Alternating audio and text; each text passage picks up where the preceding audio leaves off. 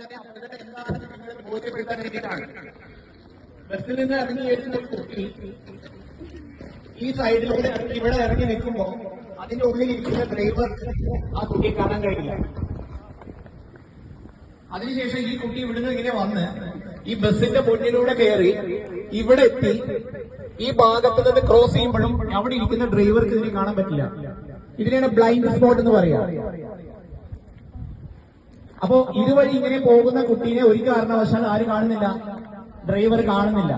അപ്പോ ഒരു ബസ്സിന്റെ മുന്നിലൂടെ ജീവിതത്തിൽ ഒരിക്കലും ഇതുപോലെ നിങ്ങൾ ക്രോസ് ചെയ്യാൻ ശ്രമിക്കരുത്. മിനിഞ്ഞാന്നുണ്ടായ അപകടത്തിന്റെ വ്യാപ്തി അത്രത്തോളം വലുതാണ്. ഡ്രൈവർ കണ്ടില്ല, കുട്ടീനെ ബസ് ഇടിച്ചിടുകയും അതിന്റെ ഫ്രണ്ട് ടയർ കയറി ആ കുട്ടിയുടെ മുകളിൽ കൂടെ കയറി. അത് മാത്രമല്ല, അത് കഴിഞ്ഞ് ബാക്ക് ടയറും ആ കുട്ടിയുടെ മേലെ കൂടെ കയറിയിട്ടാണ് ബസ്സിലെ ഡ്രൈവർ അറിയുന്നത്. അപ്പൊ ബ്ലൈൻഡ് സ്പോട്ട് എന്താണെന്ന് നിങ്ങൾ വ്യക്തമായിട്ട് മനസ്സിലാക്കിയിരിക്കണം. ഇത് ടെക്സ്റ്റ് ബുക്കിലോ മറ്റു കാര്യങ്ങളോ നമ്മളെ പഠിപ്പിക്കുന്ന കാര്യമല്ല.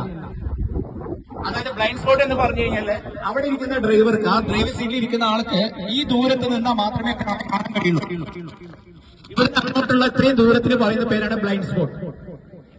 അപ്പോ ഏതെങ്കിലും കാലത്ത് ഏതെങ്കിലും സമയത്ത് ഇതുപോലെ ഒരു ബസ് നിർത്തിയിട്ടിട്ട് അതിന്റെ സൈഡിൽ ഇറങ്ങിയിട്ടുണ്ടെങ്കിൽ ആ ബസ് പോയ ശേഷം മാത്രം ഇടത്തോട്ടും വലത്തോട്ടും നോക്കിയ ശേഷം മാത്രമേ നമ്മൾ റോഡ് ക്രോസ് ചെയ്യാൻ പാടുള്ളൂ.